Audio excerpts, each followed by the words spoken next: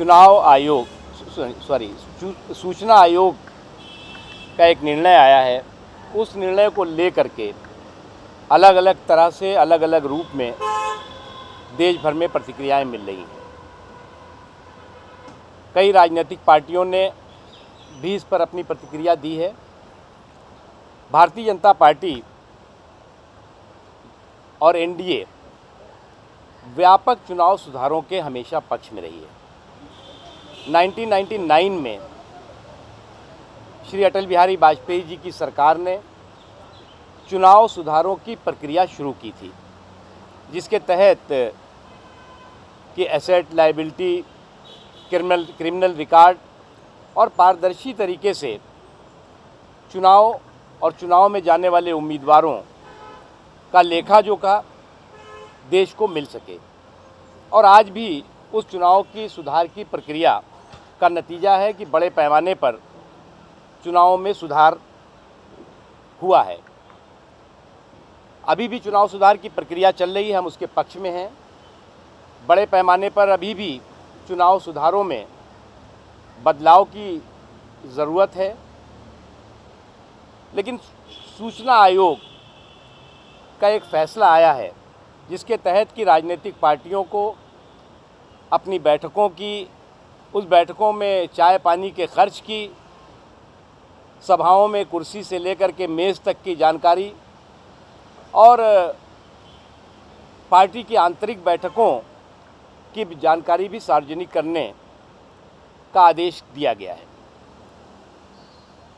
Bharatiya Janata party पारदर्शिता पर विश्वास करती है, यकीन करती है, और हम अकेली पार्टी हैं जिसने कि अपनी चुनाव की फंडिंग को अपनी वेबसाइट पर भी डाला और चुनाव को चंदे को हमने निर्णय किया कि हम सारे चंदे चेक के माध्यम से लेंगे। खर्च हमारा चुनाव में, हमें जो चुनाव से अलग हमको जो कुछ भी फंड मिलता है वो, और उसके अतिरिक्त भी जो पार्टी से संबंधित जानकारी है उसको हम चुनाव आयोग को समय समय पर देते हैं। उम्मीदवार जो होते हैं हमारे वो तो देते ही हैं, पार्टी भी जो खर्च करती है वो चुनाव आयोग को दिया जाता है। संगठन में चुनावी प्रक्रिया जो होती है उसको भी हम चुनाव आयोग को देते हैं और चुनाव आयोग की वेबसाइट पर ये सारी चीज़ें सभी लोगों के लिए उपलब्ध होती हैं। अभी जो सूचना आयोग का फैसला आया है उसमें दो संवैधानिक संस्थाओं के अधिकारों पर ओवरलैपिंग का एहसास हो रहा है, कन्फ्यूज़न हो रहा है। एक संवैधानिक संस्था है चुनाव आयोग और दूसरी संवैधानिक संस्था है सूचना आयोग। इनके अधिकारों के ओवरलैपिंग का कन्फ्यूज़न देश भर में पैदा हुआ है, क्योंकि आज तक भारतीय जनता पार्टी हो या कोई अन्य पार्टी हो, वो ये मान के चलती रही है कि हमारी जो नैतिक जिम्मेदारी है वो जनता के प्रति है, जनता के प्रति जवाबदेही के प्रति है, और जो संवैधानिक और लोकतांत्रिक जिम्मेदारी है जवाबदेही की वो चुनाव आयोग के सामने है, और हम उसी के तहत काम करते रहे हैं। हम पारदर्शिता के पक्षधर रहे हैं, पारदर्शिता को हम पूरी तरह से उसके हिमायती रहे हैं, और हम चाहते हैं कि और पारदर्शिता राजनीतिक दलों में चुनावी प्रक्रिया में होनी चाहिए। लेकिन निश्चित तौर से अब आज चुनाव आयोग के सामने एक सवाल खड़ा हुआ है कि राजनीतिक पार्टियों की जवाबदेही चुनाव आयोग के सामने है या सूचना आयोग के सामने, क्योंकि राजनीतिक पार्टियों, विशेष तौर से भारतीय जनता पार्टी में कोई ऐसी चीज़ छिपी नहीं है जो कि सार्वजनिक ना हो। इनकम टैक्स से लेकर के चुनाव आयोग तक को हम अपनी सारी गतिविधियों की जानकारी देते हैं। हम अपने संगठनात्मक चुनावों की जानकारी देते हैं। उसके अतिरिक्त भी जो चुनाव आयोग द्वारा जो ज़रूरत से समय समय पे मांगा जाता है उसको हम देते हैं, और वो सार्वजनिक भी किए जाते हैं।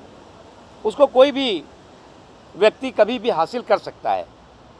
इसलिए आज ये जो कन्फ्यूज़न क्रिएट हुआ है ये भारतीय लोकतंत्र की सेहत के लिए अच्छा नहीं है, और निश्चित तौर से इस कन्फ्यूज़न के चलते देश में जो लोकतांत्रिक प्रक्रिया है, जो राजनीतिक प्रक्रिया है, जो राजनीतिक पार्टियों के कामकाज करने के का सिस्टम है, उस पर कई तरह के कन्फ्यूज़न के माहौल खड़े हुए हैं। इसलिए चुनाव आयोग तत्काल स्पष्ट करे और सरकार भी तत्काल स्पष्ट करे कि राजनीतिक पार्टियों की जवाबदेही चुनाव आयोग के सामने है, जो संविधान के तहत है, या कई अन्य संस्थाएं हैं जिनको कि राजनीतिक पार्टियों को रिपोर्ट करना होगा।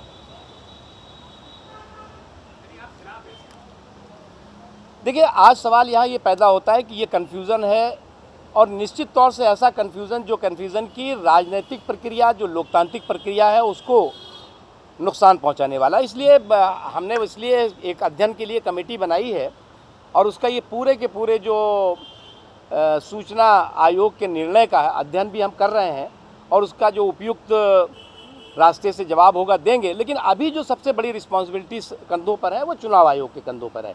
चुनाव आयोग को तत्काल स्पष्ट करना होगा कि हमारी अकाउंटेबिलिटी और हमारी जवाबदेही राजनीतिक पार्टियों की कहाँ पर है और किस जगह पर है।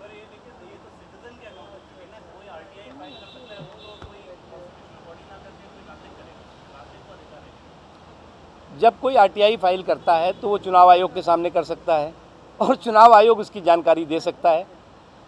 पॉलिटिकल पार्टीज़ के दफ्तर में अगर आप कहेंगे कि एक सूचना अधिकारी बैठा लिए, उसके साथ 100 स्टाफ के लोग बैठेंगे, प्रतिदिन 20,000 एप्लीकेशंस का निपटारा करेंगे, तो पॉलिटिकल पार्टीज़ इसको कैसे कर सकती हैं? ये पॉसिबल नहीं है।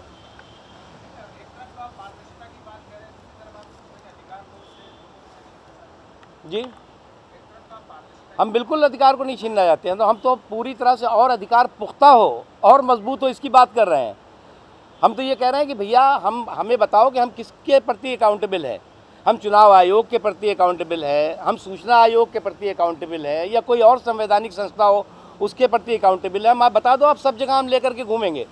लेकिन आज ये तय करना होगा कि पॉलिटिकल पार्टीज़ को अकाउंटेबिलिटी कहाँ पे है। हमारी नैतिक जिम्मेदारी, लोकतांत्रिक जिम्मेदारी देश की जनता के सामने है, उसकी जवाबदेही हम देते हैं, और उस जवाबदेही में अगर गड़बड़ी होती है तो जनता हमको उसका हिसाब किताब कर देती है। नहीं, कांग्रेस पार्टी का रुख भी देखा मैंने, कम्युनिस्ट पार्टी का रुख भी देखा, श्री शरद यादव जी और जनता दल यू का भी रुख देखा, बल्कि लगभग सभी पार्टियों का रुख देखा। इन तमाम प्रतिक्रियाओं को देखने के बाद निश्चित तौर से अब ये सरकार को तय करना होगा कि सभी पार्टियों की मीटिंग बुलाए और इस पर क्या ये जो संकट आया है इसका समाधान करें। जी,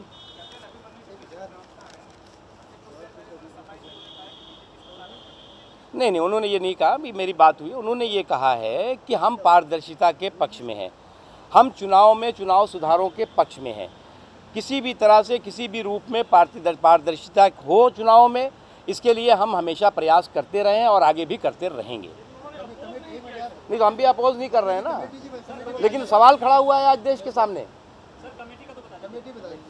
इसमें अध्यक्ष जी ने कहा है 2-3 लोगों की कमेटी है जो कि इस पे अध्ययन करेगी। ओके,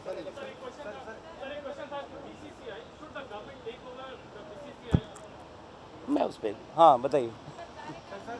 राष्ट्रीय कार्यकारिणी की बैठक में माना जा रहा है कि नरेंद्र मोदी को चुनाव कैंपेन समिति की जिम्मेदारी दी जाने की बात हो रही है, लेकिन उसमें आडवाणी अभी विरोध कर रहा है। ये खबर आ रही है। देखिए, राष्ट्रीय कार्य समिति की हमारी 3 दिनों की बैठक है। जो पहले दिन 7 तारीख को बैठक होगी वो राष्ट्रीय पदाधिकारियों की बैठक होगी, और 8 और 9 तारीख को जो बैठक होगी वो राष्ट्रीय कार्य समिति की बैठक होगी। और इन तीनों दिनों की बैठक में हम आर्थिक मुद्दों पर, राजनीतिक मुद्दों पर, आंतरिक सुरक्षा और राष्ट्रीय सुरक्षा से जुड़े हुए मुद्दों पर चर्चा करने वाले हैं। उसके अतिरिक्त जो चुनाव आने वाले हैं उन पर चर्चा करेंगे।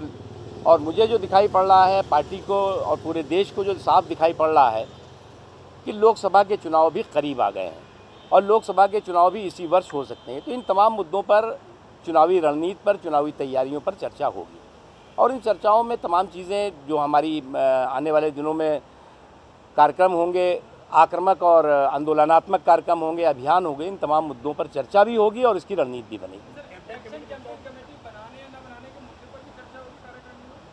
अब इस पे चर्चा थोड़ी होती है भैया। तो राष्ट्रीय कार्य समिति हम जिन एजेंडों पर चर्चा करने वाली है उस एजेंडे को आपको हमने बता दिया। उसके अतिरिक्त कोई एजेंडा अगर और होगा तो वो राष्ट्रीय अध्यक्ष जी की अनुमति से तय होगा।